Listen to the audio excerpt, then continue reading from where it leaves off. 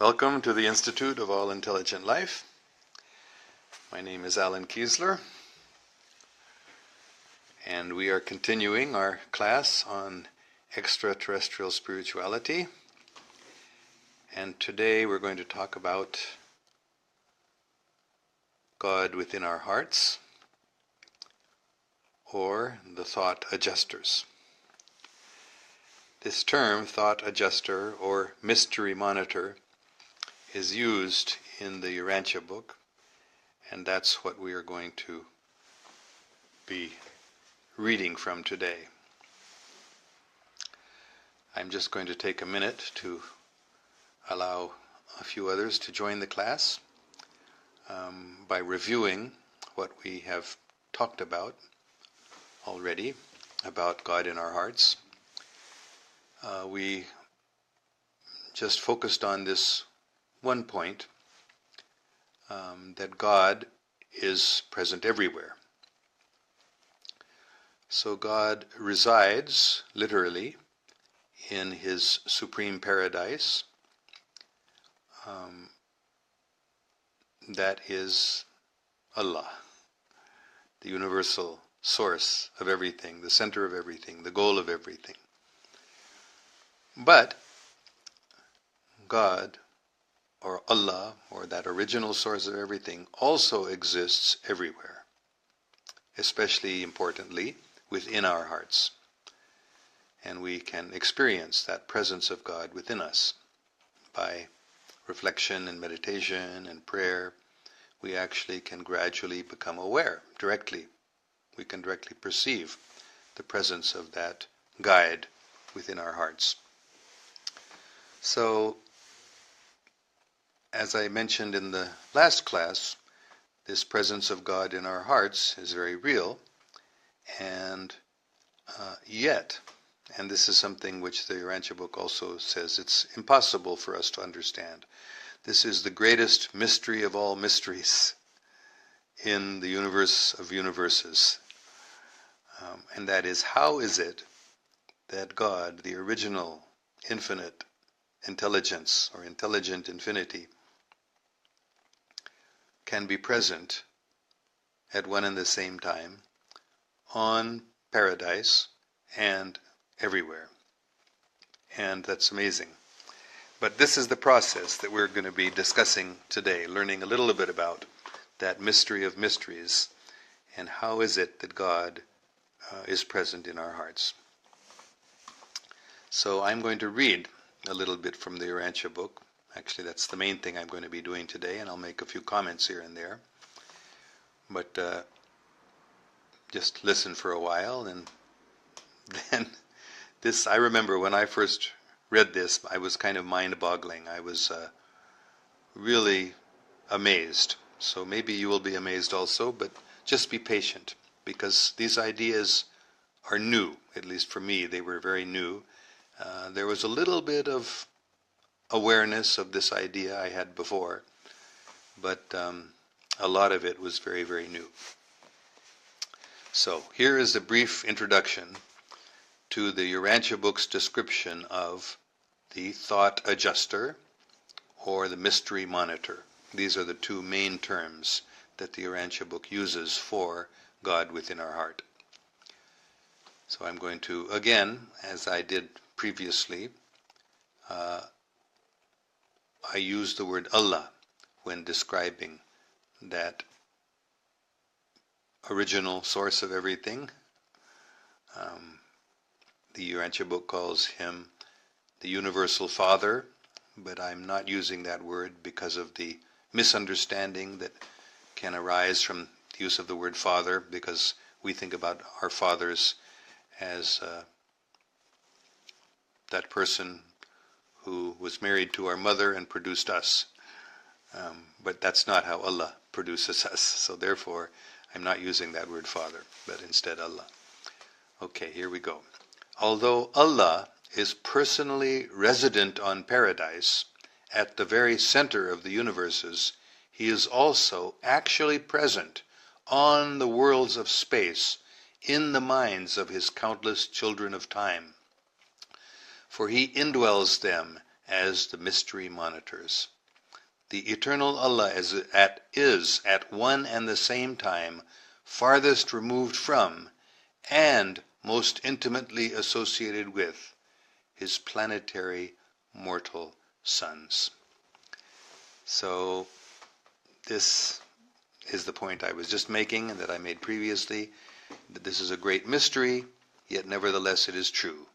Allah is personally resident on paradise at the very center of the universes, as I had quoted before, the geographical center of infinity.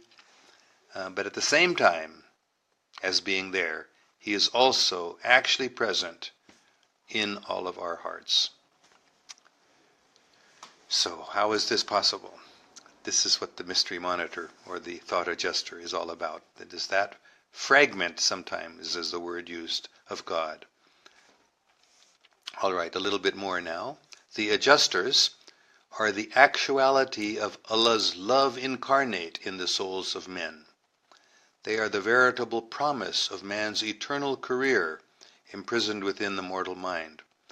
They are the essence of man's perfected finaliter personality, which he can foretaste in time as he progressively masters the divine technique of achieving the living of Allah's will, step by step, through the ascension of universe upon universe, until he actually attains the divine presence of Allah. All right, so I'm just going to explain this a minute.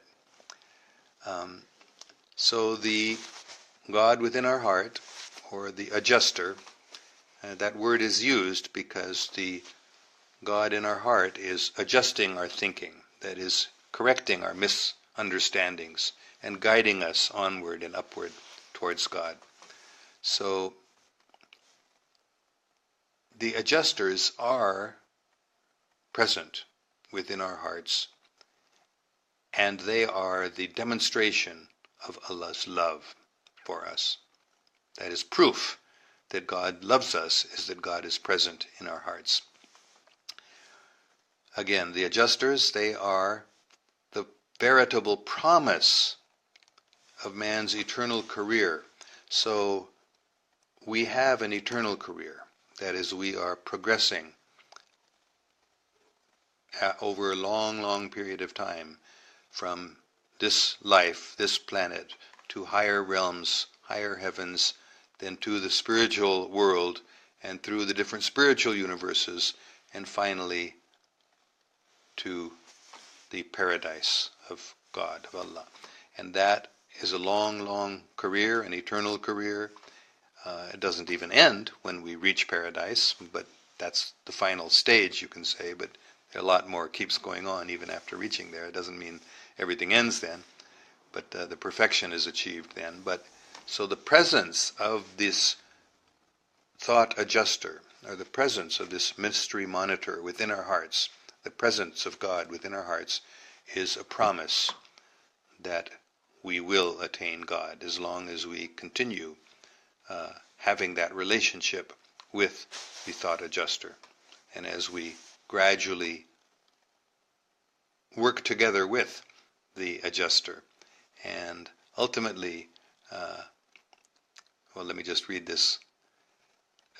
We can have a foretaste in time of our perfection by the presence of the adjuster in our heart. In other words, our whole purpose of existence is to learn to do the will of God, to live Allah's will. And ultimately, then, we do, as we become better and better at living, acting in accordance with Allah's guidance, then we will eventually attain paradise and the presence of Allah. Okay, I'm going to go on, read the next section. This is wonderful. For me, this is wonderful. God, having commanded man to be perfect, even as he is perfect, has descended as the adjuster to become man's experiential partner in the achievement of the supernal destiny which has been thus ordained. The fragment of God which indwells the mind of man is the absolute and unqualified assurance that man can find Allah in association with this divine adjuster, which came forth from God to find man. Okay, so this is beautiful. I'm going to explain that for just a minute because this is so important and it's really beautiful. So first, the first statement is that we have received the order to become perfect, even as God is perfect. This is a quote, in fact, from the Bible, from Jesus, from Hazrat Isa alayhi salam. What? Be ye perfect, even as God is perfect. So we are to become perfect. That is our destiny. And in order to help us achieve that destiny, God has descended, has come into our minds, into our hearts, as our partner in this achievement of perfection. And how is that partner present in it? That is the adjuster. That is what the adjuster is. It is the presence of God, or the fragment of God, who lives in our heart, who lives within our mind. And because of that presence of God in our hearts, this is an assurance that we will find Allah. By our partnership with the divine adjuster, by partnership with God in our heart, we will achieve paradise and ultimately find Allah. So this adjuster has come from God, from paradise, to find us, and I'm going to qualify that in a minute, actually. But the adjuster has come from God to live with us in our hearts, and that is the promise that we will be able to achieve ultimately paradise. So I mentioned that I'm going to have to qualify that, but I'll wait for a minute before I do that. I'm going to read a few more things because this is the next thing. Why is it that we feel this desire to be like God and to attain paradise, to return to God? It is the adjuster who creates within man that unquenchable yearning and incessant longing to be like God, to attain paradise. And there, before the actual person of deity, to worship the infinite source of the divine gift. The adjuster is the living presence which actually links the mortal creature with Allah and draws him nearer and nearer to Allah. The adjuster is our compensatory equalization of the enormous universe tension which is created by the distance of man's removal from God and by the degree of his partiality in contrast with the universality of Allah. So why is it that we feel, everybody feels more or less, and the more we become in touch with God, the more we feel a thirst, a yearning, a longing to be like God and to attain God and a paradise. So it is God in our heart who is giving us that longing, who is giving us that desire to become like God so that we can return to God. So the adjuster, again, this is a word we're going to need to become familiar with in this course, because that's the word I'm going to be using for God in our heart. That's the word the adjuster. The adjuster is the word that the Urantia book also mainly uses to describe this presence of God in our heart. The adjuster is the living presence which actually links the mortal creature with Allah and draws him nearer and nearer to Allah. So the adjuster, the super soul, God in our heart, is actually the presence of the divinity within us, drawing us to him and linking us with Him. So there's a big difference between us and God. There's a long distance between us and God. But that tension that's created by this great contrast between us and God, that tension is relieved by the presence of the adjuster. In other words, God is far, far away, but God is also present within us as the thought adjuster. And before turning to that matter, which I said I would correct myself, or that I made the statement earlier about the adjuster coming from paradise, just wait a minute. But there's one last thing I want to read before that. The adjuster is an absolute essence of an infinite being, imprisoned within the mind of a finite creature, which, depending on the choosing of such a mortal, can eventually consummate this temporary union of God and man, and veritably actualize a new order of being for unending universe service. Wow. So, the adjuster is actually God. Well, maybe or maybe not, but there's no other way we can describe it. We can't really understand the adjuster, but the only way we can understand is to say that it is God. But this is the amazing thing. This adjuster agrees, we can say, to become imprisoned within the mind of a finite creature. That is an amazing idea, but this is what happens, that God comes within our minds, within our hearts, and agrees to remain with us.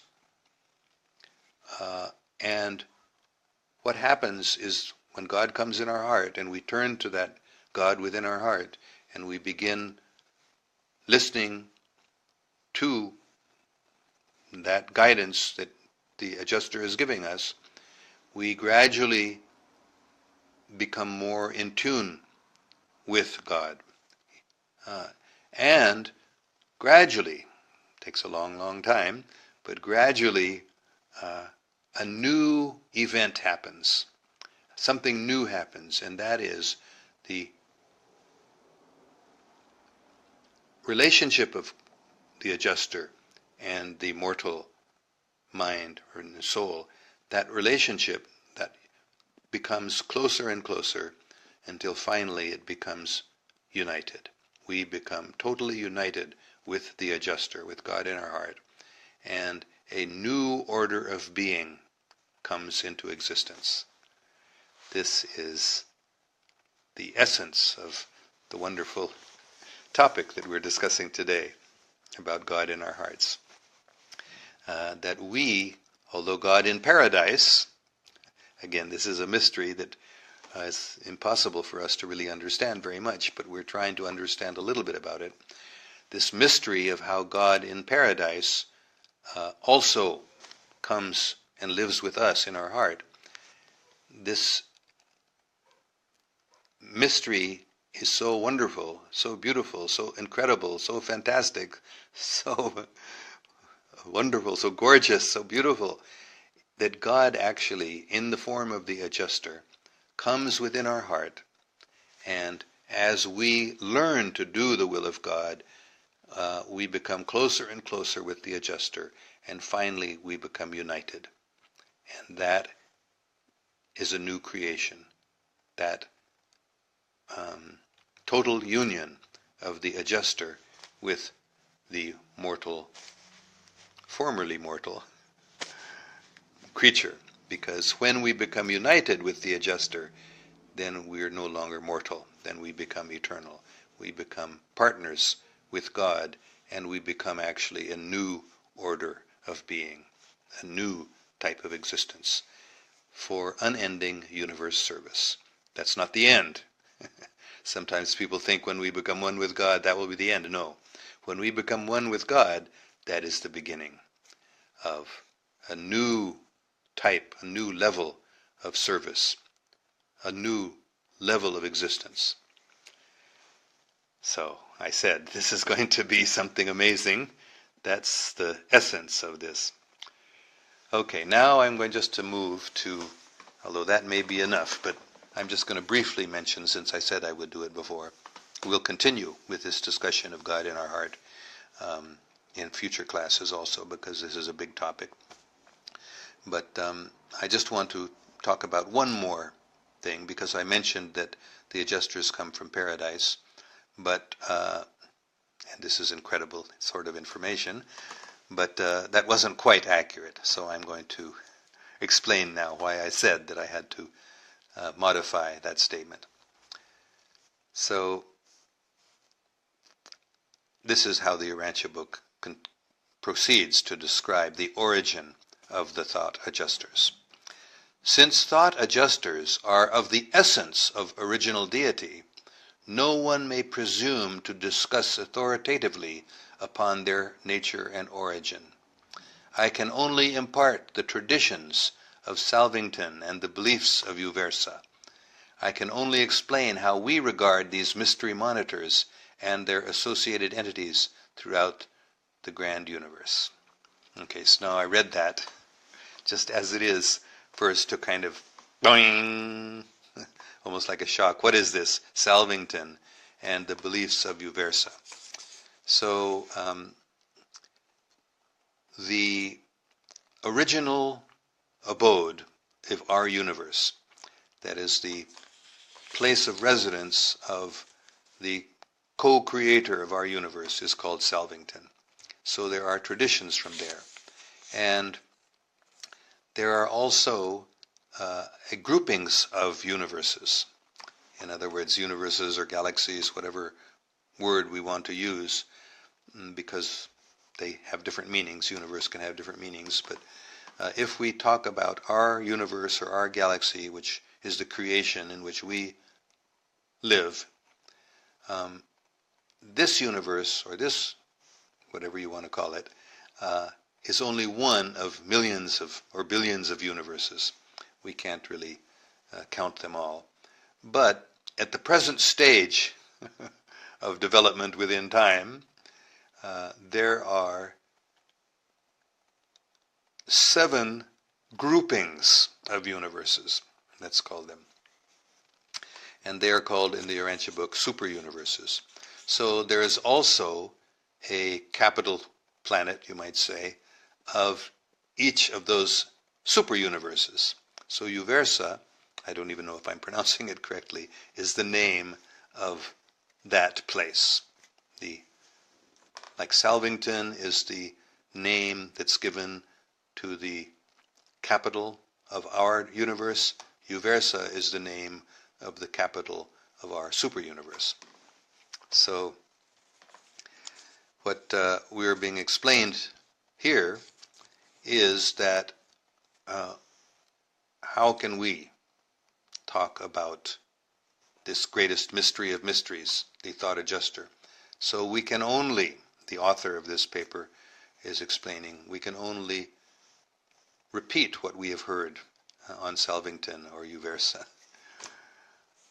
Because this author of this paper, if I'm remembering correctly, is from Uversa.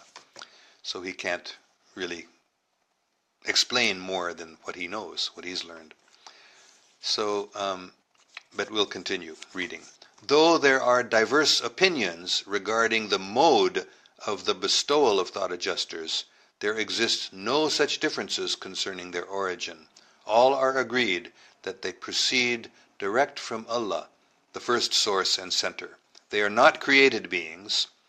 They are fragmentized entities constituting the factual presence of the infinite God.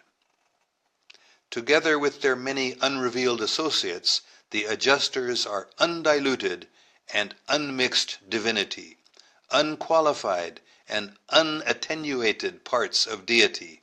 They are of God, and as far as we are able to discern, they are God. All right, so it's a big mystery. Nobody can really understand very much about these thought adjusters, the individualized fragments of God within our hearts. but everyone agrees that they come directly from Allah. They're not created. They are parts of God. They are the factual presence of the infinite God within our hearts, within our minds. And so as far as we're able to discern, they are God. Although God is one, and the thought adjusters are, well, we don't know how many. The author of this paper, in fact, writes. We may come to that either today or in the next class. The adjusters are maybe an infinite, and there may be an infinite number of adjusters. But anyway, there's such a huge number that's way, way beyond our ability to count or understand. So God is one, and the adjusters are many. But at the same time, they're both God. Okay, so, and now, as to the time of their beginning separate existences apart from the absoluteness of the first source and center, we do not know. Neither do we know their number. We know very little concerning their careers until they arrive on the planets of time to indwell human minds. But from that time on, we are more or less familiar with their cosmic progressions up to and including the consummation of their triune destinies. So there are these three things that we don't know anything at all, he says, about what happens before they arrive here in our universe, or universes like ours. But once they have come and indwelt the human mind, we're more or less familiar with what happens. They go step by step up until they reach three perfections. Either attainment of personality by fusion with some mortal ascender. Ascender means going ever upward, the soul. So that's one way that the thought adjuster attains final perfection or final stage. That is attainment of personality. In other words, these thought adjusters are not persons. They're not personalities. They are called pre-personal. But by coming into our minds and gradually becoming one with us, then that being who finally comes into existence by the perfect oneness of the mortal with the immortal God within our hearts, that is when the thought adjuster attains personality. So this is maybe I shouldn't say this, but this is the way I understand it. I haven't read this exactly, but it seems to me that we can describe that the thought adjuster can get something from us that is personality. Allah has personality, but the thought adjuster doesn't. But Allah has arranged it this way that fragment of Allah's self within our heart, within our mind, attains personality by becoming one with us. And we attain divinity by becoming one with the thought adjuster. So that is our destiny, and that is the destiny of the thought adjuster, to become one with a mortal. That's one possibility. There's another possibility that Allah can simply give the order, because Allah can do anything. Allah can give the order that a thought adjuster attains personality. And there's a third possibility, and that is liberation from the known assignments of thought adjusters. In other words, there's another possibility, which, of course, we don't know. This writer of this paper says, the author of this paper says, there's something else that thought adjusters may do if they are liberated from what they do as far as we know. So there's those three possibilities that what can happen to a thought adjuster. And again, this is what I mentioned earlier. Are they infinite number? How many adjusters are there? We do not know, but we presume that adjusters are being constantly individualized as the universe enlarges and as the candidates for adjuster fusion increase in numbers. In other words, the universe is growing, and the number of souls, I guess we can say mortal beings, is also increasing. So it would seem that at the same time the adjusters would increase in number. But it may be equally possible that we are in error in attempting to assign a numerical magnitude to the adjusters. Like God himself, these fragments of his unfathomable nature may be existentially infinite. So again, we can't really understand what infinite means, but still, we don't know, the author says, whether the adjusters are infinite in number or whether they are increasing in number. Okay, and then as I've mentioned already before, we're getting this repeated. The technique of the origin of the thought adjusters is one of the unrevealed functions of Allah. In other words, we don't know how these mystery monitors, they're a great mystery, the greatest mystery, how they come into existence. They're not created, but somehow they are existing. So how has that happened? We don't really know, but we simply have every reason to believe, he says, that Allah himself, the original source of everything, is the source of the adjusters by himself. Nothing else is involved. And they are just the gift of God to us. They are of God and from God, and they are like God, and for as far as we can understand, really, they are God. We can't really understand it in any other way. Now, the last thing I'm going to read is, well, I'm not going to read it, I'm just going to tell you what it says here. The adjusters actually do not originate from paradise, and they don't go back to paradise, or they don't except, of course, when they are united with us, with one of us. When the thought adjuster is united with the mortal being, then they attain personality and they can go to paradise. But otherwise, their source is not the original paradise, but Divinington. So Divinington is another planet, or another universe, another place, a spiritual sphere. I have mentioned earlier in this class that there are millions and uncountable numbers of spiritual universes, that I was very fortunate once, only once, did I go with Robert Monroe. I've told that story. Somehow we penetrated through the covering, through the barrier, through the wall, across the river. Different words are used to describe that border between the material and the spiritual world. So once I was very fortunate to be able to actually go into that spiritual realm, and I saw. It's not possible to put it into words, but it seemed like just an unlimited number of infinite spiritual glowing universes. That's about the only way I can describe it.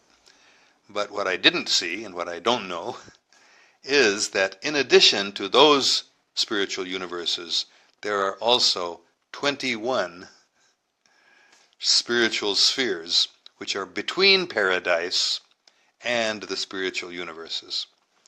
And one of them is called Divinington. And that spiritual place is where the mystery monitors, the thought adjusters, come from. And the author of this paper says, as far as I know, none but adjusters. And the adjusters are, what can we say, God himself, Allah himself, the original source of everything. And other entities of Allah have been on that sphere. In other words,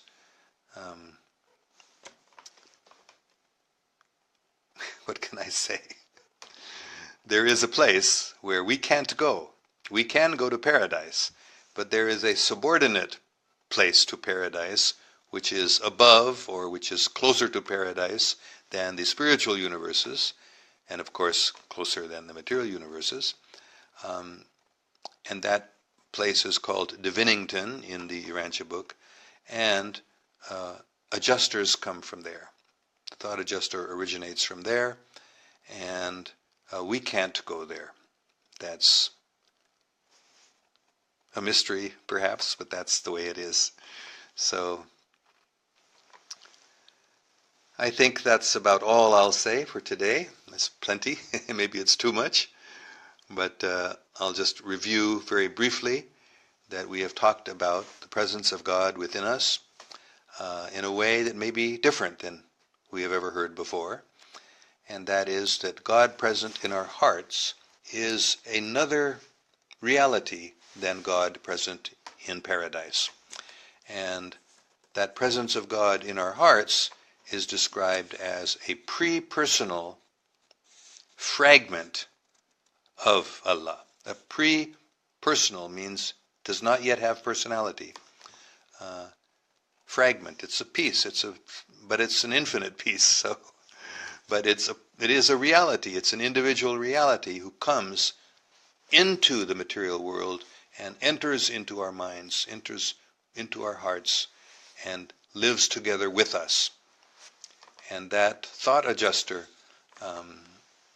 so it's the greatest mystery. It is God, and it's not God. It is God in everything way that we can think about, but at the same time, it's not living there on paradise where God is living, but it's living within our hearts. So that's the first point about the thought adjuster, which is a little bit shocking, maybe even, a little bit surprising, a little bit something we'd never thought about or heard about before. But that's the first point. And then the second point is that this adjuster, this presence of God within our heart, can become fused with us. We can become united with, we can become one with God in our heart.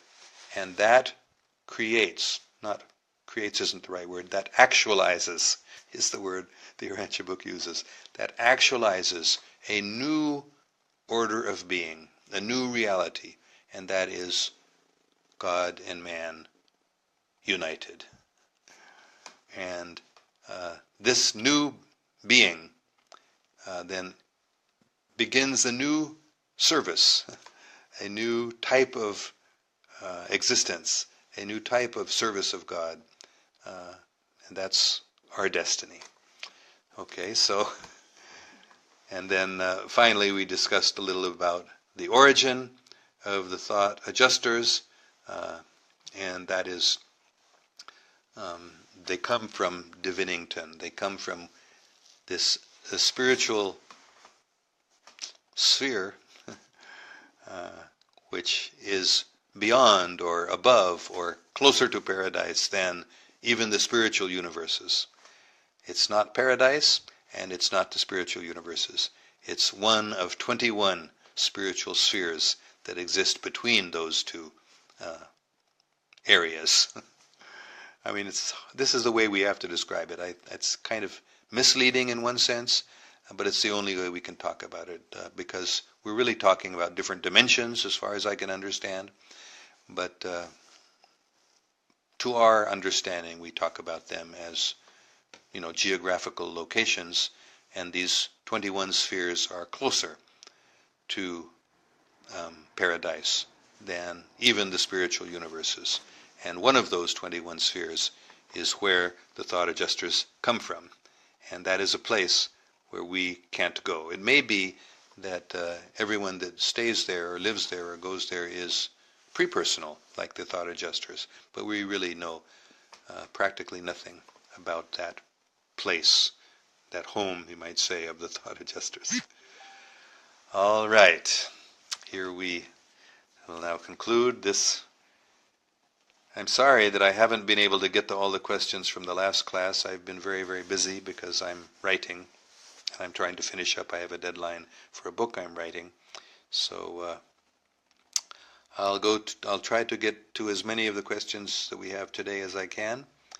I'm not going to read them all, like how are you doing and salam and everything. Muhammad Shamsi Tabriz says, Sir, are you know about Hazrat Naimatullah Shah Wali? Yes, I have read about his prophecies. A great seer, a great mystic, and he made many prophecies about the future, which talks about the present time also.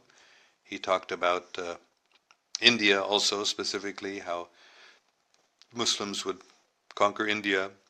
That is talking about the Mughals. That the Christians, the British, would also conquer India and rule for less than 1,000 years, because from 1857, that's really when the British became the legal rulers of India, with the end of the Mughal rule. And then it lasted only 90 years, actually. But the British actually saw these prophecies. They had this book of Naimatullah Shah Wali, which said this, and they didn't like that idea at all, that they were only going to rule for 90 years. So they attempted to destroy all the copies of that book. They burned as many of the manuscripts as they could find, but some survived. But that's why it's not very well known. But the British did not like this idea that they would only rule for 90 years, but that's mentioned. And then it's the existence of Pakistan, the coming of Pakistan into existence is described, and even the separation of East Pakistan from West Pakistan is described, and finally the conquest of India by Pakistan is described. Although, and this is something that I've prayed about a lot, trying to understand if that is a military conquest or it is a spiritual conquest. I much prefer to think about it as a spiritual conquest, because I don't like the idea of so many people being killed, because that would certainly happen. Atomic weapons would probably be used if there is a actual war, military conflict between India and Pakistan. So anyway, Naimatullah Shah Wali does describe how Pakistan will conquer India, and that may mean that spiritually Pakistan will conquer India, that everyone, or the generality of people in India, will understand Pakistan's spiritual position, as I have described it also, as the place where love and truth and justice, kindness and taking care of each other will be established. That's the purpose of Pakistan, where pure-hearted people will gather and re-establish pure Islam. And that pure Islam is not what most people think of Islam, but it's simply the reality of Islam, the eternal reality of Islam, truth, love, justice. And that will be established in Pakistan, and then from Pakistan it will spread to India. So that's how I understand Naimatullah Shah Wali's prediction that Pakistan will conquer India. All right, now Majid Ali Kambo has a long, written in a Persian script here. It's a little hard for me to read on my cell phone here. All right. Har dam waqt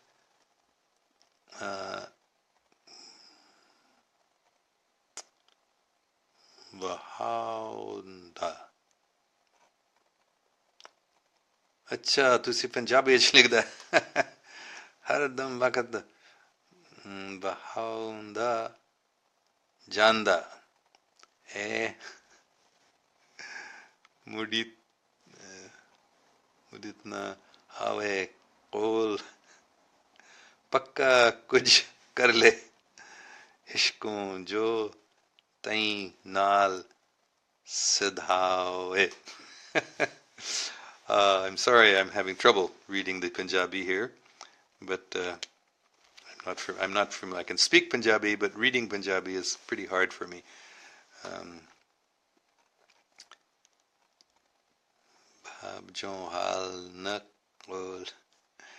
Please forgive me.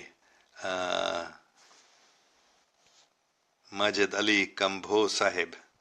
I'm having too much trouble reading the Punjabi, so I'm going to have to leave that for now.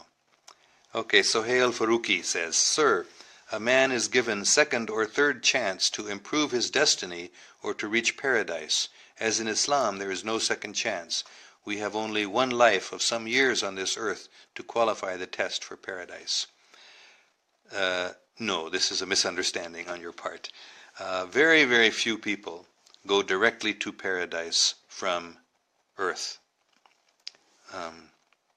Most people, if they're good people, they go to heaven. They attain a higher place of existence within material realms.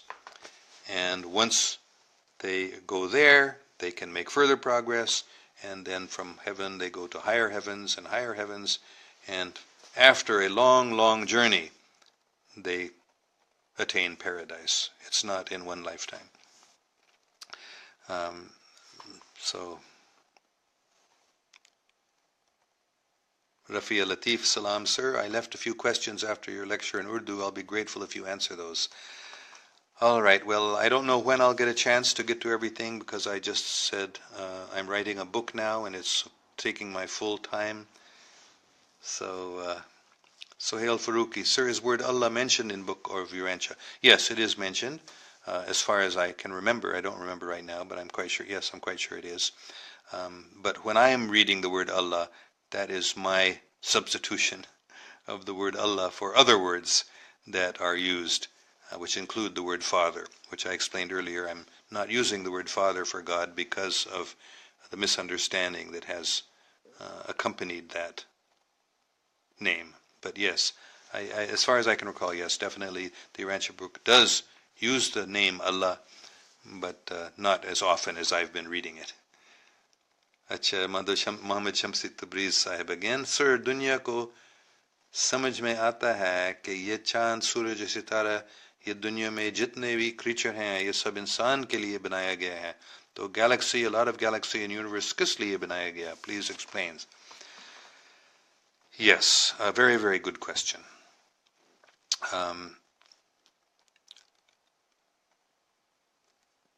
We have to understand that there are many galaxies. There are many universes.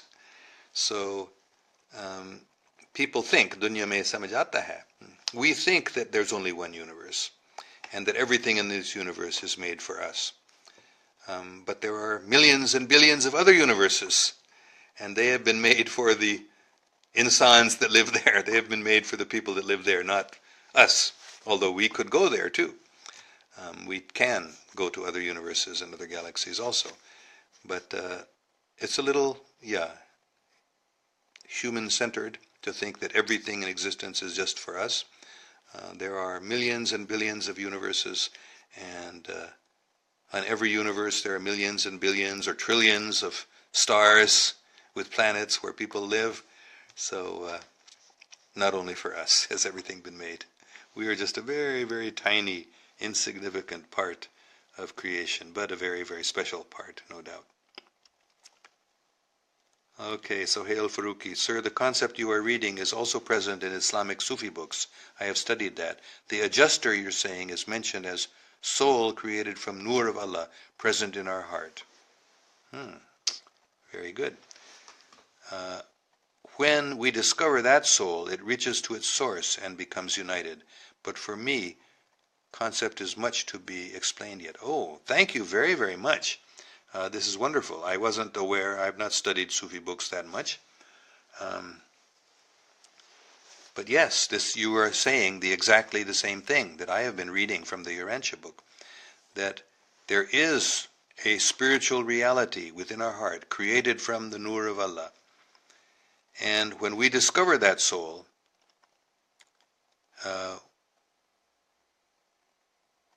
God within our heart, we become united with it eventually. That's the goal, is to become one with God. But it doesn't mean that we become Allah. It means we become adjusted, we become united with the adjuster. So that fragment of God who is in our heart, we become totally one with that, as I explained in this class. We become 100% united, merged with that thought adjuster. But we don't become merged with Allah. Allah is far, far beyond our understanding, and we can never become merged with Allah because Allah is too great, but we become merged with Allah's fragment, the thought adjuster within our heart. So I hope if you want to understand this, reread or re-listen to this class, and then I will post some of these readings on my website, or you can go to the Urantia book yourself and find this. I think it is paper 107. Yes, if you go to the Urantia book online, this is paper number 107. So you can read that if you want to get more of an understanding. Sohail Faruqi, maybe the fragment word is right. In Quran, Allah says that He created man, body, and put His soul in it. मैंने इंसान को मिट्टी से पैदा किया, फिर इसको दुरुस्त किया, फिर इसमें अपनी रूप फूंकी. Wonderful. Wow. So these Sufis, they really know what's going on. They have this understanding. And it is ordered to us to discover that soul, which is called tazkiyah. The way to reach the soul are good deeds and meditations. Yes, exactly. This is exactly what I've understood also. That there are two souls. There is my individual soul, and there is the thought adjuster, the spiritual, unlimited soul. We are limited. The thought adjuster is actually unlimited. But our purpose in existence is by good deeds and by meditations and by prayer and by so many activities that help us grow spiritually. Growing spiritually means learning how to do the will of God. Instead of doing what I want, we learn to do what God wants. So as we progress in that path, which is a long, long path of perfection, we eventually, finally, do totally become one. And a new type of existence comes into existence, not created, but a new type of existence begins to act. And that is the united soul with a capital S, as you're putting it here, God's soul, or the thought adjuster, the super soul, and us, our individual consciousness, and the unlimited super consciousness of the super soul, or the thought adjuster. So they become one, yes. So that's the real meaning of becoming one. There are some people who have a misunderstanding of what it means to become one with God. They think that we become God. No. We become one with the thought adjuster, not one with Allah. Okay, Rafi Latif. Sir, what is this concept is explained in another way, that is, the very specially designed souls of the prophets were created first, and Allah took a promise from all these blessed souls. These were sent from time to time to rectify and adjust our relationship with Allah, the thought adjusters. No. Things are more complicated than that.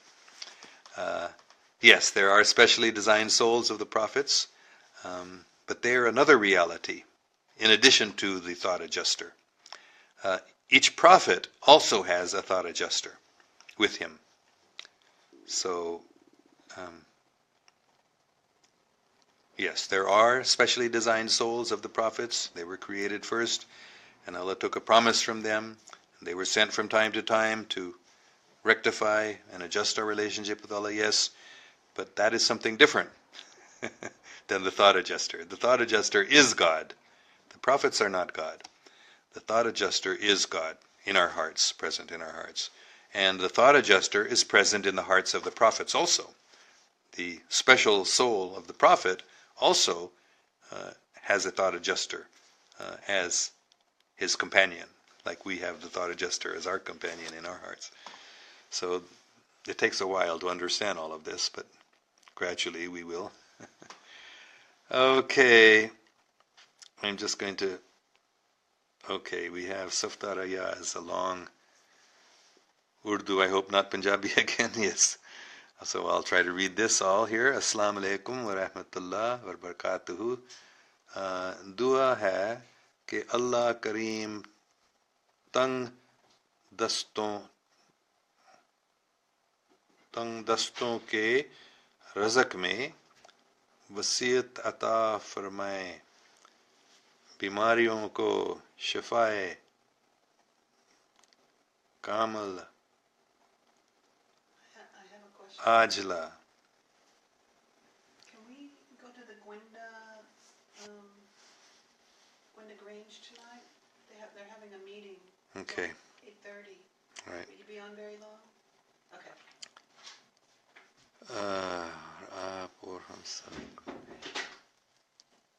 और आप और हम सबको हमेशा सब्र व शुक्र और आजिज़ी करने वाला इबादत गुजार बंदा बनाए. Okay, I did understand that, but it's a little hard for me reading, but I did understand that, so I don't need to. Well, it's just a prayer that we will become filled with humility in our worship and other things like that. So, परवरदिगार आलम हमें अपनी रज़ा और खुशनूरी से नवाजे और बरोज़ क़यामत हमें अपने प्यारे हबीब सल्लल्लाहु अलैहि वसल्लम की शफ़ाअत व शफ़ाक़त व मोहब्बत से सरफराज फरमाए. Again, praying for all of us. Ameen. Ya Rabbal Alameen. Baja wa bahak Habib al-Kareem Allah al-Fazl al-Salam. You know, this is kind of hard for me. There are a lot of words here that I don't know. I just know simple Urdu, conversational Urdu, all these philosophical and theological terms I'm not very familiar with, so please forgive me. You'll have to speak in simple Urdu or in English. Like some of you maybe have trouble listening to and understanding the complex English that I'm reading from the Urantia book, so I have the same sort of trouble reading complex Urdu. All right, let's see if we can get some other questions. Usman Ali, did Allah send messengers for people living in other universes? If yes, are the same messengers who were sent for us? Are we the only accountable living on this earth, or people from other universes are also accountable at the end? I can understand that question very clearly, and I can answer it very clearly. Yes, Allah did send messengers for all the universes, for all the people. Everywhere, messengers are sent. And some of them could be the same messengers, but most of them, as far as I understand, are different messengers. There are many, many messengers, uncountable numbers of messengers. And all different messengers are sent to different universes. But sometimes a messenger from one universe could go to another universe. The same messenger could go to different universes also. No problem. Are we the only accountable living on this earth? No. People from every universe are accountable. Although the co-creator of each universe has the freedom to set things up in his universe the way he wants. So the type of freedom that we have, the type of accountability that we have, is different than the way things are set up in other universes. But there are, not only our universe, there are many universes where people have free will, something along the way, on the order of how we have free will, and are accountable for their actions. It may be most of them, I don't know, but I know many of them do. All right. Sohail Faruqi, Sir, Prophet Muhammad sallallahu alaihi wasallam is Prophet of all universes. As mentioned, Aap sallallahu alaihi wasallam Rahmatul Alameen hai, mean for all universes. What do you say? Well, that's possible.